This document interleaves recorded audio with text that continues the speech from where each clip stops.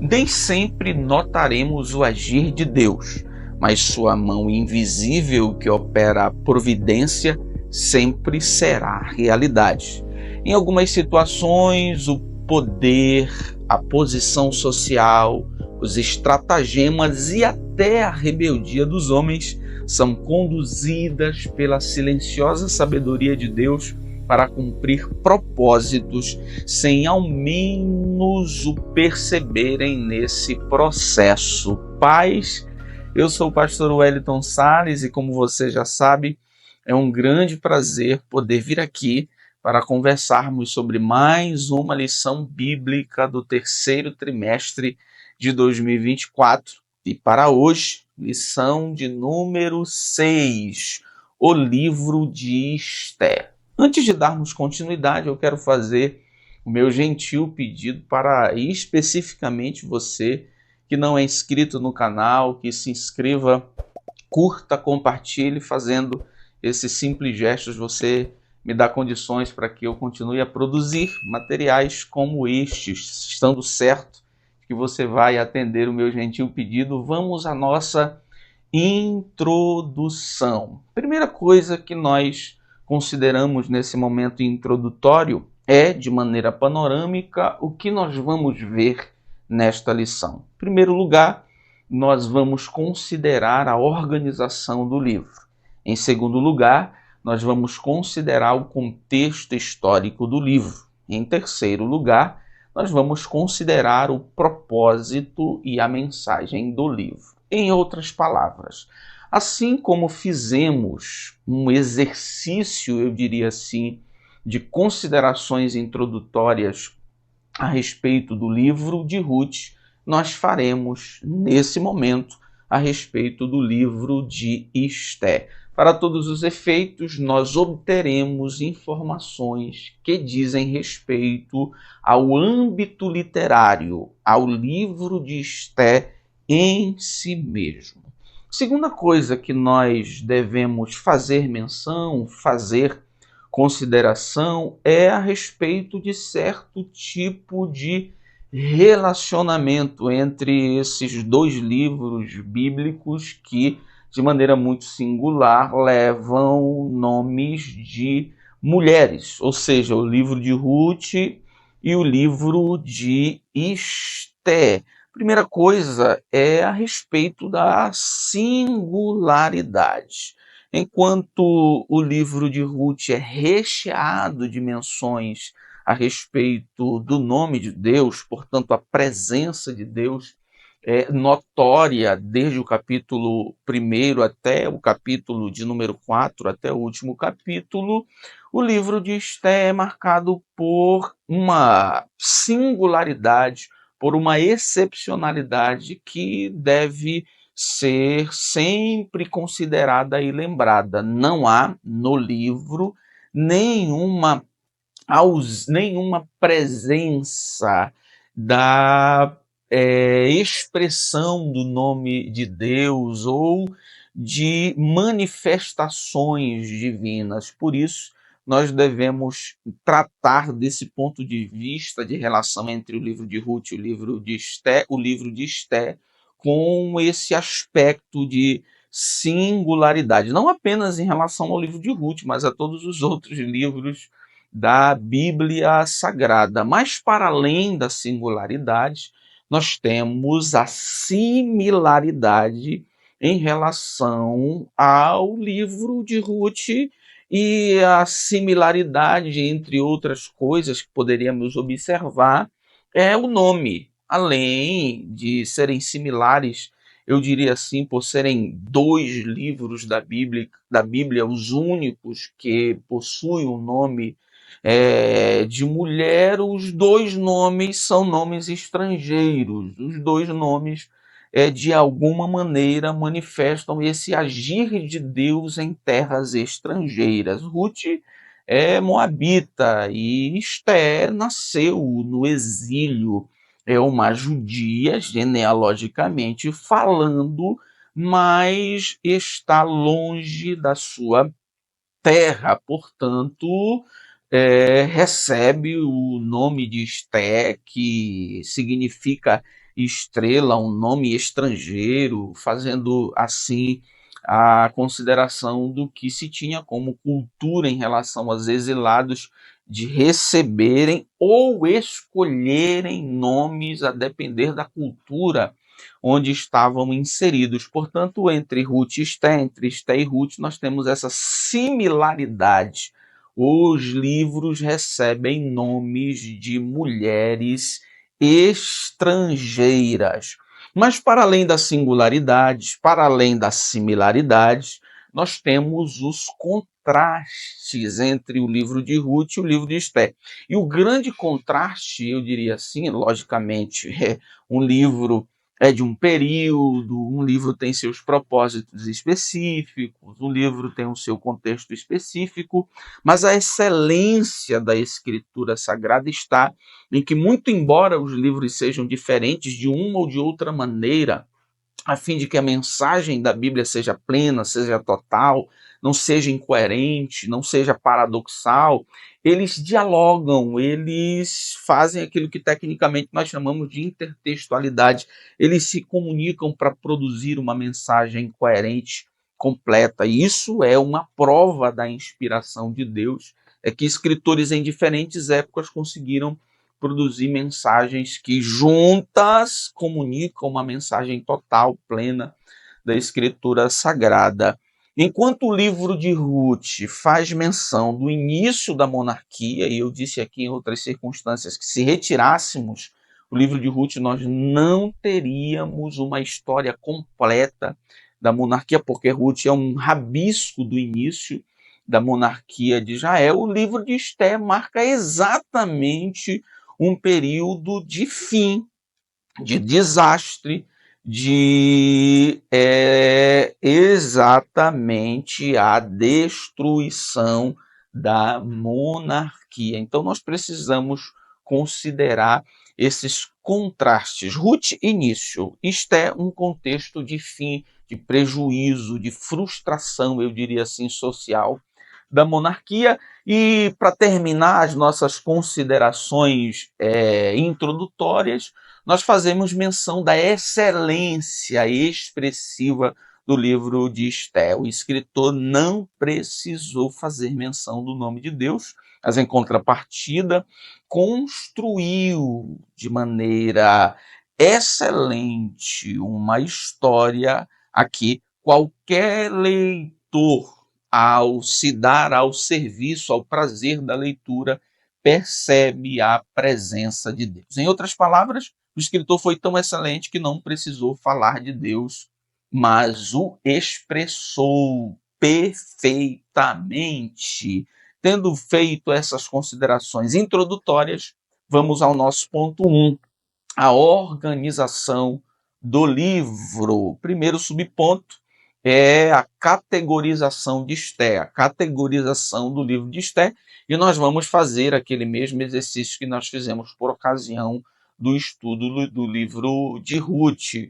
Onde está no livro, na Bíblia hebraica, o livro de Esté, e onde está na Bíblia cristã, na Bíblia que nós utilizamos, na Bíblia que nós conhecemos, o livro de Esté?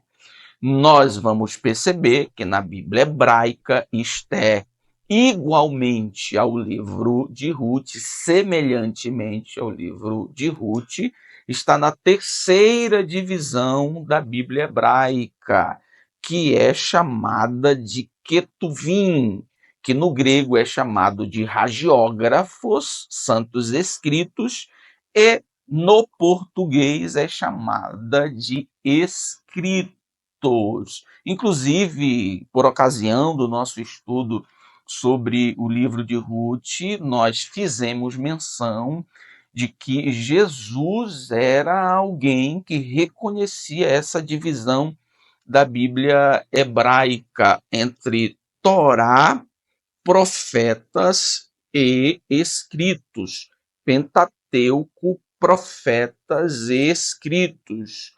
O que vocês leram de mim já estava escrito na lei, Pentateuco, nos Salmos, escritos e nos profetas. Então, O livro de Esté está nessa terceira divisão da Bíblia hebraica, entre os escritos. Como nós fizemos por ocasião do nosso estudo sobre o livro de Ruth, nós devemos fazer aqui também, porque dentro da terceira divisão dos livros da Bíblia hebraica existe uma subdivisão chamada de Merilot, ou 5 rolos, 5 livros que eram de significância social considerável e, portanto, lido em ocasiões comunitárias, coletivas, festivas.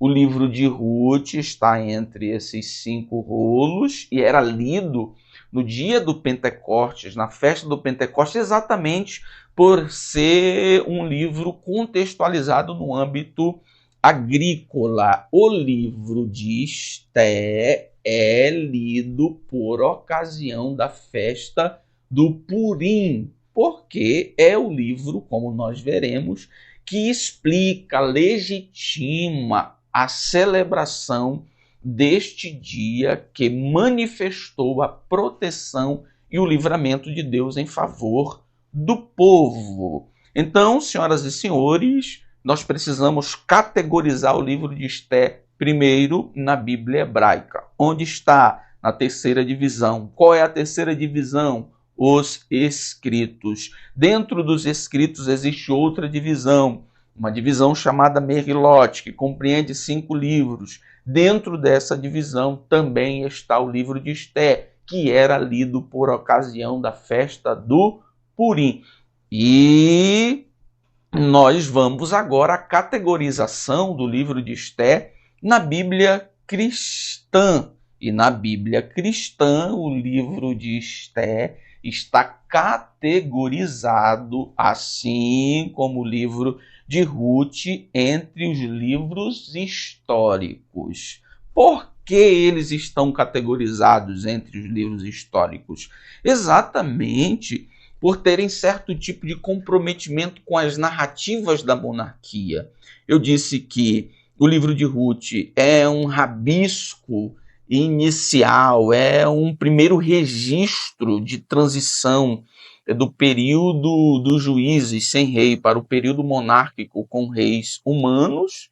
Então, narra, por assim dizer, o nascimento da monarquia, as primeiras manifestações da monarquia, e o livro de Esté marca exatamente o fim da monarquia, o desastre pós-fim da monarquia, uma reestruturação do povo após a destruição frustrante da monarquia. Eles estão entre os históricos, é claro, por sua reconhecida historicidade. Estão entre os históricos pela sua relevância étnica, Ruth para a monarquia, especialmente para a genealogia de Davi, e Esté exatamente por conta da sobrevivência do povo de Israel, e estão entre os históricos, estão entre os sagrados, na Bíblia hebraica, nos escritos, na Bíblia cristã, entre os históricos, por sua reconhecida inspiração.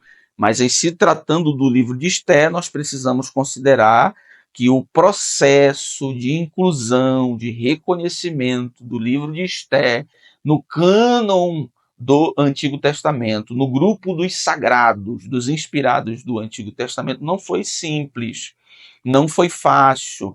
Primeiro, pela ausência do nome de Deus. Segundo, porque narra o casamento de uma judia com um rei que não é judeu, com um rei gentil, que apresenta o povo de Israel se comportando da seguinte maneira, em pelo menos 2 dias, massacrando alguns persas publicamente. Então, por essas e outras características, e também por se assemelhar de maneira literária a algumas histórias extras bíblicas, houve certo tipo de resistência para a recepção do livro de Esté entre os sagrados, o que foi vencido, e graças a Deus nós temos uma obra de muita relevância literária e espiritual, que é o livro de Esté.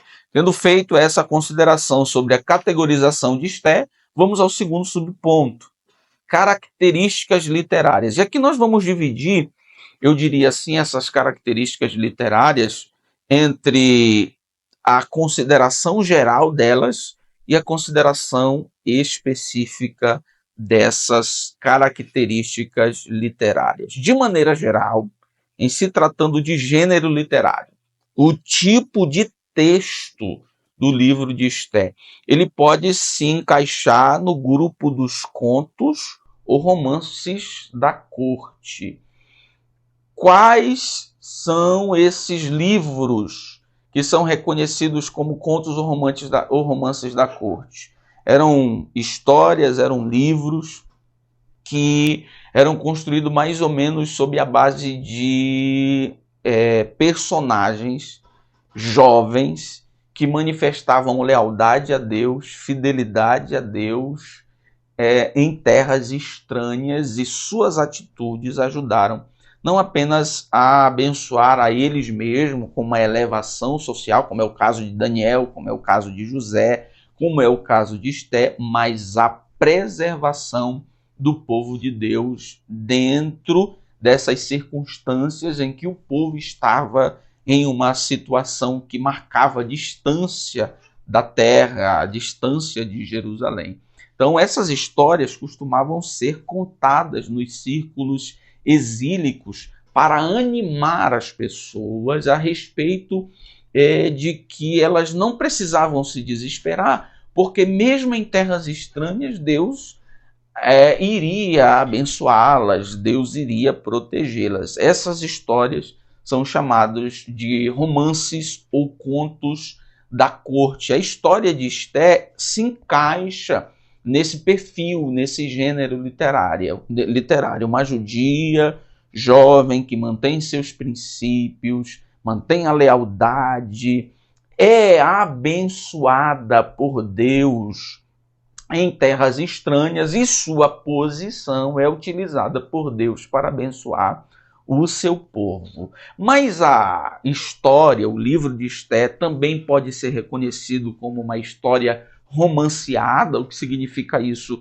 Uma história contada com retoques de ficção, e há quem reconheça a história de Esté, o livro de Esté, como um romance histórico, ou seja, é uma obra de ficção que tem a inspiração do autor, que tem certas adaptações autorais que não são realidades, mas tem como base personagens reais. A verdade é que existe certo tipo de dificuldade de contextualizar, de adaptar, de reconhecer em um gênero literário específico o livro de Esté, porque corre-se o risco de reconhecê-lo apenas como uma obra de ficção, e não é uma obra de ficção, é uma obra excelente, literária, que tem como protagonistas Esté, Assuero, Mardoqueu. De maneira específica, em se tratando dessas características literárias, o livro de Esté é reconhecido pela sua objetividade histórica, é reconhecido pela sua objetividade comunitária e é reconhecido pelo protagonismo do narrador. Quando nós falamos de objetividade histórica, é que o escritor, de maneira excelente e muito clara, contextualiza a história num contexto histórico real.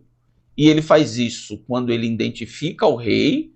Esté, capítulo 1, versículo 1, ele diz assim: nos dias de Assuero, este é aquele Assuero que reinou desde a Índia até a Etiópia, sobre 127 províncias.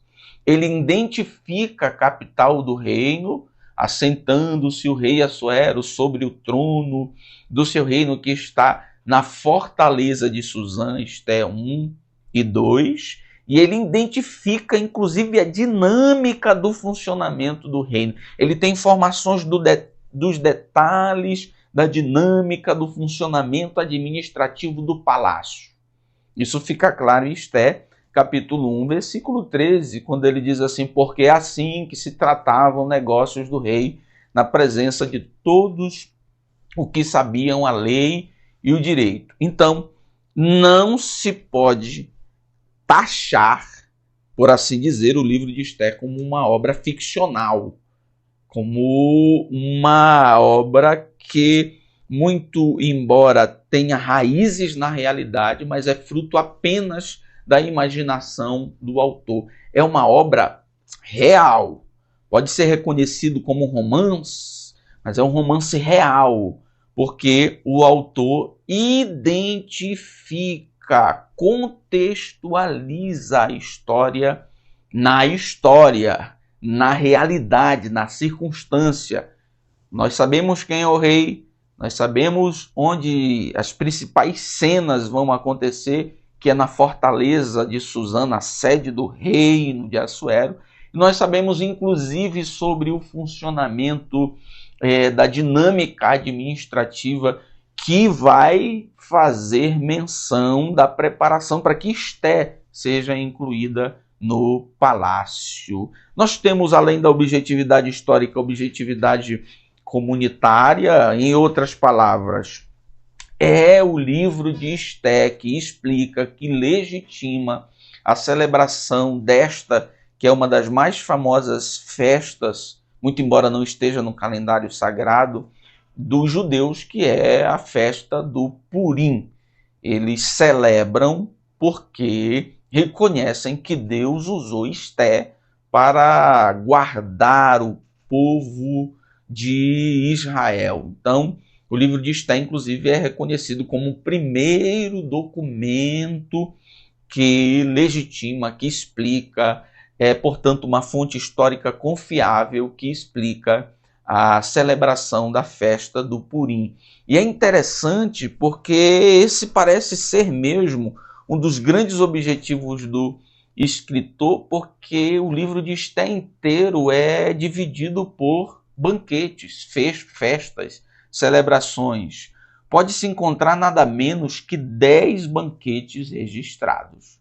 O livro pode ser dividido por meio destas festas, pois ele começa com o banquete de Assuero e termina com o banquete de Mordecai. Então, perceba como o escritor, inclusive, divide, estrutura o livro de Esther em banquetes para, no final, inclusive, apontar a legitimação, a explicação da celebração de mais um banquete, de mais uma festa, que seria a festa do Purim. E, por fim, característica literária mais específica, o protagonismo do narrador. Diferente do livro de Ruth, em que nós temos o protagonismo verbal, né, dos personagens. Os personagens têm fala por si mesmos, eles conversam, eles dialogam, a história vai se desenrolando com base no que eles expressam. Aqui no livro de Esther nós temos uma circunstância diferente. Nós temos o protagonismo do narrador. A história narrada no livro de Esther não é baseada nos diálogos entre os personagens, mas em como o narrador vai direcionando as cenas e as circunstâncias. Terceiro subponto, autoria e data. Sobre a autoria, mais um livro que nós não temos informação que fecha a discussão para sabermos quem é o autor. Tem gente que vai dizer que é um desconhecido persa, porque ele sabe quem é um rei, ele sabe a capital, ele sabe como funciona no palácio, ele sabe como funciona a escolha da próxima rainha, ele tem os nomes dos auxiliares imediatos do rei com competência legal, ele tem os nomes dos que são responsáveis pelo tratamento das mulheres, e, portanto, é alguém que conhece muito bem a Pérsia, conhece muito bem o funcionamento do palácio, então possivelmente não pode ser alguém fora dessa realidade. Inclusive, a nossa lição aponta provavelmente para esse persa desconhecido. Mas há teorias que apontam para Esdras, e há teorias que inclusive apontam para Mardoqueu ou Mordecai como autor deste livro. Já a data, nós temos algumas aproximações, aproximadamente em 460 a.C. Provável que tenha sido escrito logo após a morte de Assuero, que historicamente, nos registros históricos extrasbíblicos, é chamado de Xerxes, quando seus relatórios foram completados no livro da História dos Reis. Então, o livro de Esté, ele se localiza cronologicamente em 460 a.C.,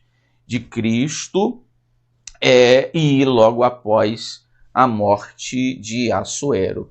Mas também nós temos o que eu chamo de contexto cronológico bíblico, que explica que a história acontece entre o final do capítulo 6 e o início do capítulo 7 do livro de Esdras, exatamente no intervalo de construção do segundo templo, o de Zorobabel. Então, enquanto Esdras está levando uma segunda multidão, uma segunda leva de pessoas para Jerusalém na tentativa de reconstruir, de ajudar nessa reconstrução étnica, nessa reconstrução social, nessa reconstrução religiosa. Esté está vivendo junto com o povo de Israel esse dilema com os que ficaram na Pérsia. Então, o contexto cronológico bíblico, enquanto acontecem cenas que Esdras é o protagonista indo para Jerusalém em retorno, aqui no palácio existe também uma história acontecendo em que Esté é a protagonista. Vamos ao nosso ponto 2, contexto histórico. E nós vamos perceber que o contexto histórico envolve o exílio. O povo hebreu no exílio, o fim do exílio e o pós-exílio. Então, para todos os efeitos, quando nós vamos ler o livro de Esté, nós precisamos ter estas informações a respeito desse momento drástico da história do povo de Deus, que é o exílio. Então, nós vamos desde o exílio ao fim do exílio e ao pós-exílio. A história de Esté se encaixa nesse ambiente exílico. Primeiro subponto, o povo hebreu no exílio. Então, nós vamos compreender que o livro de Esté, ele está apresentando informações porque está encaixado num contexto que diz respeito a esse drama da história do povo de Israel, que é o fim das monarquias. Especificamente a respeito de Esté, o fim da monarquia do sul, o fim do povo de Judá. Porque o povo de Israel já havia, o reino do norte, experimentado o seu exílio, o exílio assírio. Agora, Esté está no final de outro exílio, o exílio do reino do sul, o exílio de Judá, que foi o exílio iniciado por Babilônia e agora, por fim, sendo terminado pelos persas. E aí eu lembro novamente que enquanto Ruth aponta o início da monarquia, Esté está encaixada num contexto de fim da monarquia. E, nesse sentido, cabe nós fazermos a seguinte consideração bíblica, de que o livro de Esdras, Neemias e Esté pode ser considerado como assim a tríade pós-exílica, né? Esdras é o que é responsável pela reconstrução, eu diria assim, comunitária, religiosa do povo. Neemias é responsável pela restauração estrutural do povo. E Esté, a que fica na Pérsia, é reconhecida pela sua atitude de preservação do povo que ficou. Segundo subponto, o fim do exílio. E é interessante que nós, além de considerarmos o fim do exílio como um contexto histórico que envolve, de alguma maneira, o livro de Esté, os estudos sobre o livro de Esté, é que esse momento, o momento pós-exílico, destaca pelo menos 3 aspectos do ser de Deus. O primeiro aspecto do ser de Deus, destacado nesse momento pós-exílico, é o aspecto da justiça. O fim do exílio é realizado em nome do juízo de Deus sobre a Babilônia. E observe o que está escrito em Isaías 47:6. Muito me irei contra o meu povo. Profanei a minha herança e entreguei na tua mão. Porém, não usaste com ela de misericórdia, e até sobre os velhos fizestes muito pesado o teu jugo. Fica em silêncio, Babilônia. Fica calada, porque o teu fim chegou. É claro, o sujeito desse versículo é Babilônia, que inclusive é chamada pelo profeta Isaías, nesse momento, como senhora, agora pronta para receber o juízo de Deus, que não bastasse ser um instrumento de juízo, ela rompeu os limites do respeito ao povo, e a ira contra a Babilônia pela parte de Deus se acendeu, e Deus julgou mesmo a Babilônia, pondo fim, destruindo a Babilônia exatamente pelo Império Medo-Persa, o que marca o fim do exílio. Então o fim do exílio manifesta esse ato de justiça, esse aspecto de juízo de Deus. Mas o fim do exílio também destaca a soberania de Deus. O fim é realizado por um rei que não conhece a Deus. Olha o que Isaías diz no capítulo 45 e no versículo 1. Assim diz o Senhor ao seu ungido, ao seu escolhido, Ciro, a quem tomo pela mão direita, para abater as nações ante a sua face, para descingir os lombos dos reis, para enfraquecê-los e para abrir diante deles as portas que não se fecharão. Ciro não sabe quem é Deus, Ciro não sabe quem é o povo judeu, Ciro nunca ouviu falar de Deus, mas está no plano de Deus, é um instrumento de Deus para pôr fim ao exílio, ao cativeiro do povo de Israel. Isso manifesta a sabedoria de Deus no fato de que Deus escolhe para usar em um tempo quem ele quiser.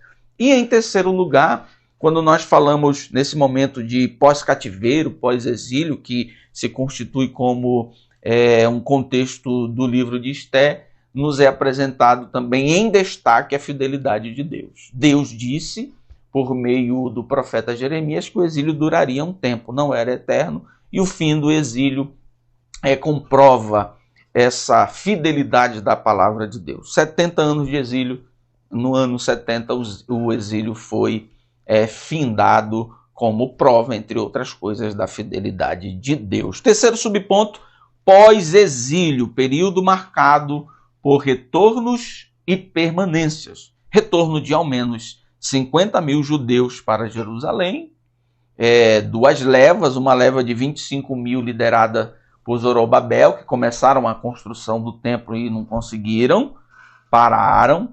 Depois de mais ou menos 60 anos, vai outra leva, a leva dirigida, liderada por Esdras, de mais 50 mil, de mais 25 mil judeus.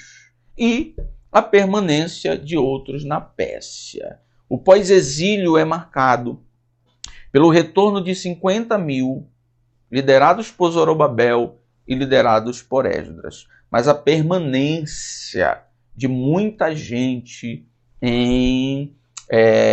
na capital, nas províncias do reino da Pérsia. E é exatamente nesse contexto que é apresentada a história de Esté. A história de Esté não diz respeito aos que foram com Esdras e Zorobabel. A história de Esté diz respeito aos que ficaram. É um drama que diz respeito aos que ficaram. É um drama que diz respeito àqueles que acharam por bem não ir. Tendo dito isso, vamos ao nosso ponto 3, o propósito e a mensagem. O propósito do livro de Esté é registrar o cuidado providencial de Deus com o seu povo. Inclusive, nós vimos esse cuidado providencial, isso foi uma das mensagens do livro de Ruth. Nós temos, inclusive, essa semelhança, né? O livro de Esté também tem esse propósito de manifestar o cuidado providencial de Deus para com o seu povo. Então, primeira mensagem do livro de Esté é sobre a providência divina. Os atos de alguns personagens e o desfecho da história apontam para a providência de Deus. Inclusive, parece tudo tão perfeito que os críticos do livro de Esté, os que criticam a inspiração divina do livro de Esté, dizem não, é muita coincidência Vasti ser desprezada pelo rei, dentre tantas mulheres, escolhida exatamente a Hadassa, Esté, com uma história de vida traumática, criada pelo seu tio. É muita coincidência nesse momento em que Esté casa-se com Assuero, o povo ser alvo de um possível extermínio, para que protagonize a voz, a atitude de Esté em defesa do seu povo. É muita coincidência. Então, alguns críticos acabam por dizer o seguinte: é tudo armado, essa história não é realidade, ela é fictícia, porque tem muita coincidência aí. A história real não poderia ser tão coincidente assim. Mas nós escolhemos ver por outro lado. As coincidências, na verdade, manifestam a condução sábia, providencial de Deus sobre todas as coisas. E a presença de Deus fica marcada na história de Esté pela atitude de alguns personagens. Por exemplo, quando Mardoqueu sabe da decisão do rei, ele se veste, se cobre de pano de saco e chora publicamente. Um ato de desespero na presença de Deus. Nós sabemos disso. Por exemplo, os judeus, quando souberam, né, da decisão do rei para exterminá-los, eles prantearam e resolveram jejuar e chorar. Uma atitude clara de se voltarem para Deus. E, por fim, de maneira muito clara, a explicação de Mardoqueu para Esté, dizendo assim: olha, será que não é para nos proteger que você está aí? Será que não é a hora, não é o momento? Se você se calar, quem vai agir pela gente? Quem vai salvar a gente?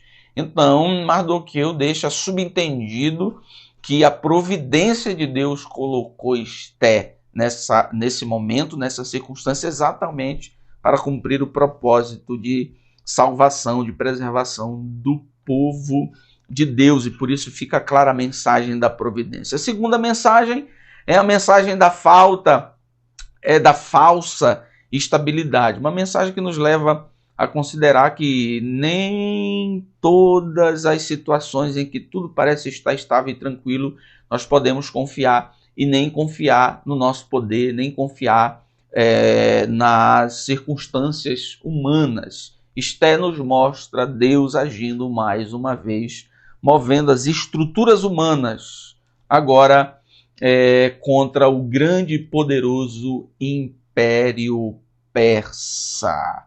Deus manifesta que, muito embora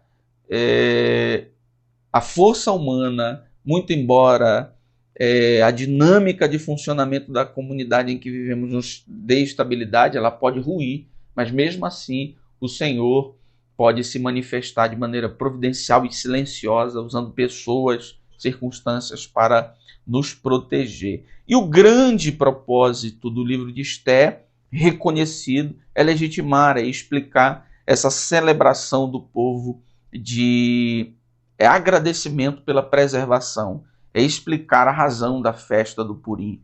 O livro de Esté tem como propósito também registrar a instituição da festa de Purim, ordenada por Mardoqueu depois do grande livramento que os judeus receberam. A festa do Pur é sorte, a sorte que Amã lançou para decidir exterminar o povo judeu. Mas Deus mudou a sorte e fez atos de proteção do povo e, logicamente, o povo de Israel celebra a festa da sorte, a festa do Purim, para agradecer a Deus, e eles têm como base histórica, como orientação bíblica para a celebração desta festa, o livro de Esté. Senhoras e senhores, essa é a nossa lição de número 6. Estes são os nossos são as nossas informações a respeito do livro de Esté. Deus abençoe você e toda a sua vida em nome de Jesus.